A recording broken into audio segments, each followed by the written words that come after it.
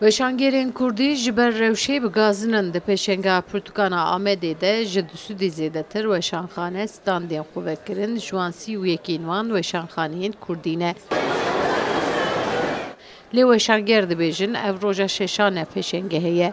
Li eleqe bi giştî ji bo Pirtûkan nîne, bi taybet ji bo Pirtûkên Kurdî nîne. Sedema wê yekê jî bi aborî û bi dijîtalbûnê ve girê didin. Yani em nerazîne ji rewşa fuarê. Alaqeye ku me dixwest yani a bi dilê me tune ye. Nisbet par bi qasî 25 sî wek raje, sedî 25 sî em ê bêjin alaqeyek hindiktir heye. Du hevalên me jî heger ku neşaş bim beşdarî fuarê nebûn ji ber em ê bêjin rewşa ekonomîk. Lê dem qevê rewşa ekonomîk na ji bo em ê bêjin xwendinê tê. Yani bi giştî aloziyeke em ê bêjin krîzeke ve şartî a ekonomiyê heye. Yani yek ji parametreyên ku em ê bêjin hindiktir însan tê ekonomî ye.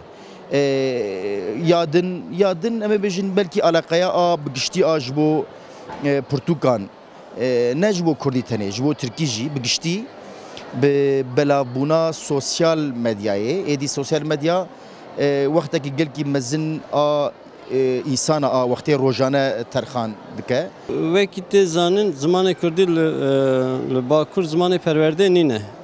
Ev jî ji bo ku nifşên û zêde bin û potansiyelê xwendina û nivîsandina Kurdî zêde bikin sedemek e. Divê berî her tiştî zimanê Kurdî bibe zimanê perwerdê.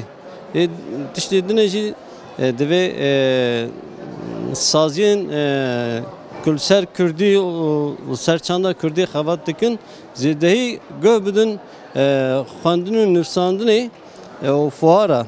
Ji ber ku fuar çanda xwendinê û nivîsandinê û her wiha ziman belav dikin. Li gorî Yekîtiyên Weşangerên Kurd dewlet piştgiriya weşangerên Kurd ji aliyê aborî ve nake. Hin weşanxane jî ji ber hin sedeman asteng dike. Sala par çend pirtûk hatin qedexekirin û weşanger hatin binçavkirin. Sedema kirîn û firotin û xwendina pirtûkan gelekin. Lê bihevîne baştir bê firotin. Qayrana heyya Türkiye ji her aliyê ve ye û ewka xuya mezin jî xetera xuya mezin jî li ser weşanê ye weşanxanê ye. Bihabûna kaxidê em bêjin masrefên dinê em bêjin astengiya desthilatdariyê bi xwe evana evkên xalên pir giranin di pêşiya em bêjin weşangeriyê da pêşiya em bêjin weşangeran da û tenê dema ku merov aliyê Kurdî da mêze bike piştgiriya desthilatdariyê tune ye berovaciyê wî astengiya wî heye. Di pêşengeha Pirtûkan de heta roja dawiyê dê zêdetirî du çalakiyên wekî panel, rojên îmzeyî û gotûbêjan bên li daxistin. Pêşengeha Pirtûkan wê heta 26 heyva cotmehê berdewam be. Sevda Kaplan, Kurdistan TV, Amed.